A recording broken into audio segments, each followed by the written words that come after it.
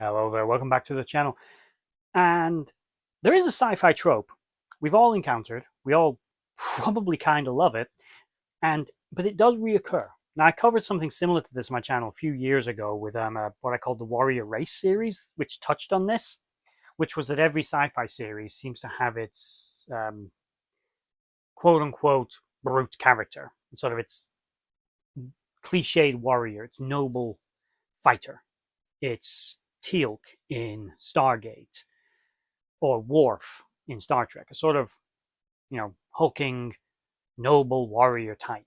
They all have them, and many of them have a race that reflects this. Klingons in Star Trek, for example, etc. But there is another one that's the genetically engineered human. This exists in multiple different sci-fi franchises and manifests in different ways. And I'm going to do a quick comparison of some of the more interesting ones that I've encountered throughout my years of being a huge nerd. And if you like this content, if you do enjoy this video, please consider liking, sharing, and subscribing. I really need all the help I can get with this channel because I'm only very small, but I do enjoy doing this. I want to keep doing it, and it does really help. But with that said, let's get started. Let's start with Star Trek. Augments. Now, in Star Trek, genetically engineered and augment mean slightly different things. And there are many different expressions of genetically engineered people from both human and alien races, the Jem'Hadar being a very excellent example of another genetically engineered race.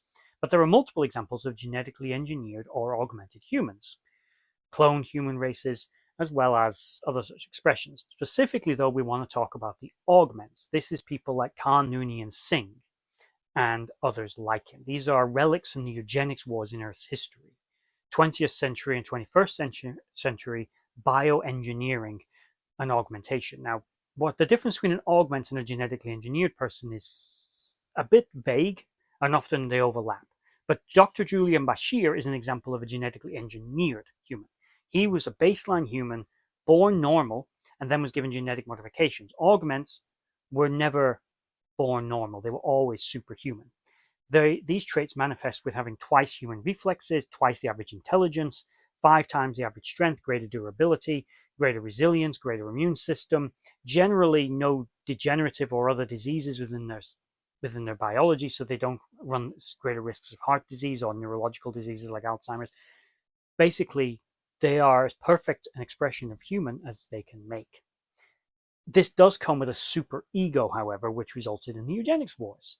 These men and women may be superior on paper, but in practice, they were the other negative traits of humanity, such as arrogance and greed, were so exaggerated in them as well. They became overly ambitious, ruthless, arrogant, and turned on the normal humans, seeing themselves as superior, trying to rule them, which resulted in their destruction. That was basically the augmented. They were quite cool. Another race of genetically engineered from another franchise were the Nietzscheans. This is from another Gene Roddenberry creation, Andromeda. The Nietzscheans were very divided people in many ways. They were divided into different prides. Now, this was deliberate by the Nietzscheans. They wanted this division. The reason being that the Nietzscheans believed that competition was good for it, served evolution. If they were all happy and united and peaceful, that didn't serve evolution. They had to be in a constant state of at each other's throats. They would come together when they had mutual enemies, such as the Genites or even the Commonwealth, and they would work together to fight such an opponent. But generally speaking, Nietzscheans would spend a lot of the time fighting each other, although it was commented on by Captain Dylan Hunt that after the 300 years of Long Night, the Nietzscheans have been just as negatively affected as every other human race, as well as other alien races, in that this infighting had reached a whole new level of being actually destructive to their society. Whereas before, competition had been serving evolution, the prides didn't openly war with each other. They didn't fire missiles at each other. They didn't bombard each other's planets. They didn't openly kill each other en masse and wipe each other out like the Drago Katsov did with the Kodiak Pride, or the Jaguar and the Sobra Prides tried to do to each other, wipe each other out, instead of unify, which eventually they did. Now, for the most part, the Nietzscheans would get past this as the Long Night began to give way to a new Commonwealth, and they'll begin to unify again and just sort of squabble rather than actually fight. But they still had a long way to go. Nietzscheans expressed with heightened senses, greater human strength, three bone blades protruding from each forearm, as they called them, which were retractable serrated blades on each arm, which, as I understand it, were regenerative, but they could basically use them to stab you, and they altered their fighting strategy. They were considered one of the apex races around. Far stronger than a baseline human, generally more intelligent, but again, similar to the augments of Star Trek's universe, suffering from problems of arrogance, referring to normal humans as kludges and seeing them as inferior. As, to be honest, they saw every race as inferior. Nietzscheans were as barbaric as they were geniuses. They were supposed to be a race of warrior poets created by their original creator, a man named Paul Mussolini, who the first Nietzschean was a clone of himself he raised as a son, who had the same genetic augmentations known as Drago Mussolini. Both these men founded the first two prides, the Mussolini Pride and the Drago Pride, which eventually absorbed the other. But that's the Nietzscheans. Next, let's go into a sort of other smaller universe. Let's look at the Gelf. Gelf, or the Daggets, the Daggers, whatever you want to call them, from the Sequest universe, were a race of genetically engineered soldiers. They had natural camouflage-looking skin. They were stronger and more athletic than normal humans, and they could survive in much thinner atmospheres. They were mistrusted by normal humans because they were deemed a failure. And their original prototype also was considered quite stupid, but they, generally speaking, were just like other humans. They eventually discovered that they could reproduce, but their offspring had lung capacity similar to a normal human, which undermined their plans to thin Earth's atmosphere, wipe out the rest of the human race, and they inherit it. Because although technically still a separate species, their offspring were a bit closer to what they'd come from. Whether or not they would eventually evolve and just become normal human again would depend on whether, I suppose, they interbreed with normal humans. Their species were mostly locked up and kept in confinement, which eventually they did get out of. They were very few in number, but are generally at least an interesting species, another expression of how genetic engineering seems to kind of create hostile, arrogant people that apparently try and wipe out the rest of humanity for whatever reason. Next, we got the tanks, as they were known, the in vitros from the space above and beyond universe. Nipple necks, as they were sometimes known, as they lacked a navel on their belly, and it was actually on the back of their neck, indicating that they were been vat grown, were bred to be soldiers who didn't like to fight in many cases. They kind of rebelled and were seen as second-class citizens, but were still being bred to work on like all the grubby jobs that humanity didn't like. They would be helping establish new colonies. They'd work in waste reclamation and things like that.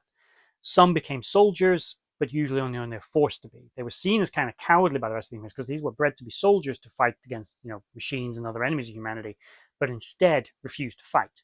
But a few did fight. Two of them were in the 5-8 Squadron, which was the main hero squadron of the Space Above and Beyond universe, and a thorn in the behind of the Chigs, generally. Next, we have the Jafar. The Jafar are a race of genetically engineered humans, and outline here that they were actually created by an alien race that had conquered humanity. Not originally created as soldiers, they were basically living incubators for Goa'uld offspring. By putting a symbiote infant inside the Jafar pouch on their stomach, the symbiote adapted more to human biology, and it made the blending process more successful when the symbiote matured and took a host, which would be then a human host. The Jafar in general were stronger than humans and benefited from having the symbiote blended in their abdomen with not the, megalomaniacal, insane symbiote taking over their brain, but benefiting from its biological assets, increased healing, better durability, and a greater tolerance for disease and things of that nature. After many millennia of being enslaved by the Goa'uld, the Jafar would eventually rebel and become a free state, the majority of their civilization rising up against their false gods. Externally, aside from the pouch on their stomach, there was no distinguishing features of a Jafar. To look at a human, to look at a Jafar, they would look the same. They do speak different languages, the Jafar actually speaking a Goa'uld dialect primarily, and generally they would look down on humans, not because they saw humans as necessarily inferior, but that's because how the Goa'uld had them treat them. Humans were slaves and were supposed to do as they were told. The Jafar were the leaders amongst the slaves without necessarily realizing they were slaves as well. The Jafar eventually were turned into a race of soldiers once their numbers were sufficiently high that the Goa'uld could use them as such, so they didn't have to be their own infantry anymore. They weren't as worried about their infants as Goa'uld could breed in pretty large numbers, so that wasn't a big issue for them. Next, the Spartans in the Halo universe. These were genetically augmented children who would receive extensive genetic modification and conditioning to become superhuman soldiers, eventually going on to fight against the Covenant. Their abilities are sometimes a little vague, but they're generally stronger, faster, and more durable than a baseline human. Combine that with decades of military training and experience and frontline combat, they are some of the most effective soldiers in the entire human civilization and one of the greatest threats to the Covenant, with the Covenant soldiers being sometimes surprised at just how effective the Spartans were against them. One of their problems was they were very few in number. There weren't many of them. And they were kind of hard to make as well, with the survival rate being pretty low, all things considered. But as elite units, such as Master Chief, they were very useful, but they were never going to be a mass deployable army, unfortunately. Unlike our next one, the Astartes. From the Warhammer 40k universe, everything is bad in this universe, everything is kind of horrible. Even becoming an Astartes is not a great experience. If you survive the selection process in some cases, survive the training, survive the augmentation, you will result in being basically one of the most perfect human specimens. Don't get me wrong, probably being an Astartes was pretty damn sweet, aside from the constant warfare, but then again, it'd be better to be an Astartes in that case than a baseline human. An Astartes has so many advantages over a normal human. Strength, durability. They can breathe different atmospheres. You know, they can eat you and know what you know. They have acidic spit. Their abilities, some of them are kind of ludicrous, some are very cool, but all things considered, they are physically durable, physically strong. They can survive incredible trauma, go long periods without food or rest, and just keep going. Top that with cybernetic augmentations to interface them with their armor, so their armor is more like an expression of them rather than something they are wearing, which also comes with cybernetic enhancement as well, further making them stronger and more durable. The ceramite armor that they wear is amongst the best humanity can manufacture, and despite looking quite large and bulky, is actually very elegant, and they can move very swiftly in it. Often their bulk belies their speed and agility, which takes many enemies off guard. And Astartes can crush most species with a bare hand.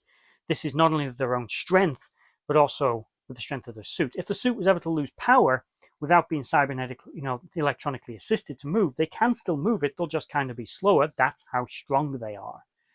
They are insanely strong. They can also live quite happily for hundreds of years. And even when they die, their bodies are so durable and trying to survive, they can be stuffed inside of a mechanical sarcophagus and walk around in a mech suit for another few millennia. Because why the fuck not? Warhammer 40k is nuts, and that's why we love it. The Astartes are insane, but very cool. And finally, we have the X5s from the Dark Angel universe, or generally all the X's, because there are X6s, X4s, things like that. These are genetically enhanced children, again, just like in Halo, just like in Warhammer. Seems to be easier to modify children, apparently. In fact, same in Star Trek. Julian Bashir was modified as a child. The X-series genetically enhanced individuals are their own species because they are a bit different to a base human, but they look the same. They are faster, more agile, with increased senses, incredible vision and hearing, things of that nature. They heal quickly and generally are, in every way, a perfect example of a human. The X5s are not the most advanced, although Max, our protagonist, is an X5. The X6s were a step above even that, as the program creating them to be even more evolved. The purpose was to create military weapons, of course, genetically engineered superhumans that could be used in warfare. They all, or at least many of them, escaped out into the wild of America, and the government was then hunting them down. Again, just like in the others, there's not a whole lot different here. They're much like the Spartans and the genetically engineered augments of Star Trek. They're just kind of enhanced baseline humans, unlike Jafar or Nietzscheans that actually have, or Astartes for that matter, that have massively wild, exaggerated abilities in some cases. These are just genetically modified humans, but again, compared to baseline humans, they are a superior species. And generally, that show hugely underrated and I think a little bit forgotten. I know it's a cult series now, and as a millennial, I grew up watching it as well. But I think it's become a bit of a forgotten show. If you've never seen it, recommend it. It's a good watch. Stars Jessica Alba, which is always a plus, and generally, it was a well thought out show that never really lived up to its potential. But that's my opinion on it. Might do a more of a deep dive on that show one day in the future. It was sad that it got cancelled. It was a great show. Give it a watch if you've not. The X-Files, fascinating. But the show's main story about how they're hunted by the government and all the sort of conspiracy side of it is much more interesting actually than the genetically engineered superhuman side. That just means Max is interesting as a character. But the show itself is driven by a better storyline than it deserved. Still, very cool. If you made it all to the end of this video, thank you for watching. Hope you enjoyed it. Please like, share, and subscribe, and bye-bye. Burn the heretic! Kill the mutant! Purge the unclean!